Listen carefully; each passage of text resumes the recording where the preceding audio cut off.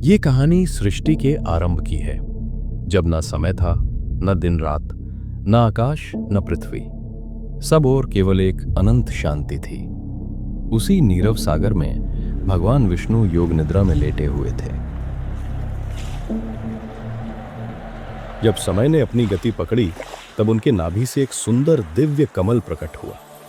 उस कमल का आकार इतना विशाल था कि उसके प्रत्येक पंख में ब्रह्मांड का रहस्य समाया हुआ था। उस कमल के भीतर 4 मुखों वाले ब्रह्मा जी प्रकट हुए। उन्होंने जब अपनी आंखें खोली, तब चारों दिशाओं में केवल जल ही जल दिखाई दिया। कोई ठिकाना नहीं, कोई दिशा नहीं।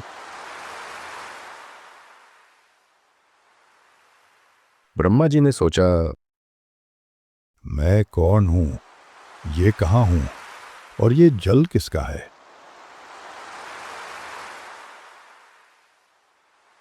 तभी उन्हें आकाशवाणी हुई, तप करो ब्रह्मा, तप करो।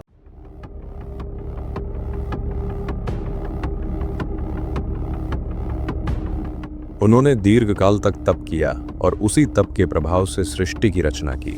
और उन्हें आभास हुआ कि वो भगवान विष्णु की नाभि से उत्पन्न हुए हैं और वे स्वयं विष्णु के ही अंश हैं।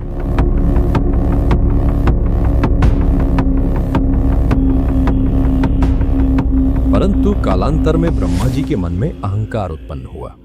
उन्होंने सोचा, मैं ही सृष्टि का रचयिता हूं, मेरे बिना ये संसार संभव नहीं, अतः मैं ही सर्वोच्च हूं।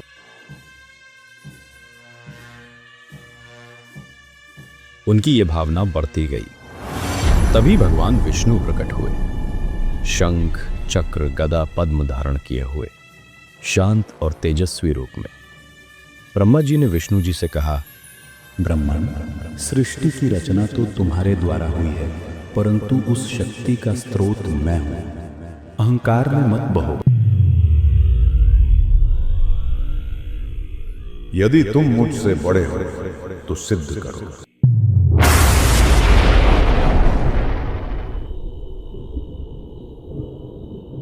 हे देवों, जो इस ज्योति का आदि या अंत खोज लेगा, वही सबसे महान कहलाएगा।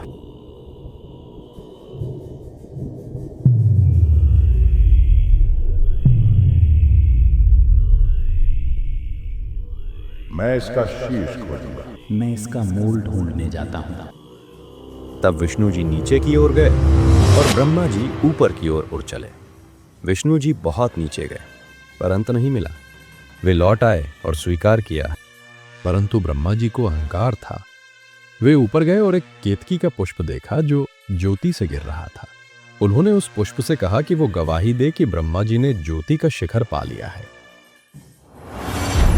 ब्रह्मा नीचे लौटे।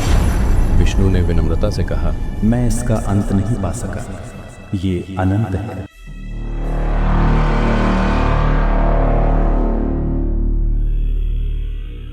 पर मैंने शीर्ष देख लिया, ये फूल प्रमाण है। क्या ये सत्य है? हाँ, ये सत्य है।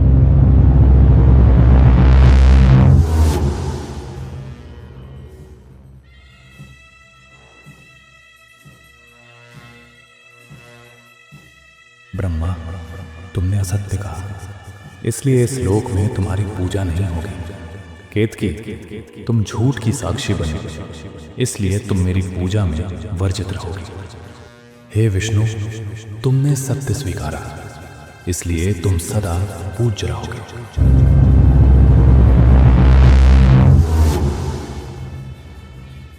और फिर विष्णु और ब्रह्मा दोनों नतमस्तक हुए। उनका अहंकार टूट चुका था। अब वे समझ गए कि ना रचना महान है, ना पालन। सबसे बड़ा वो है जो अनंत सत्य है, महादेव शिव।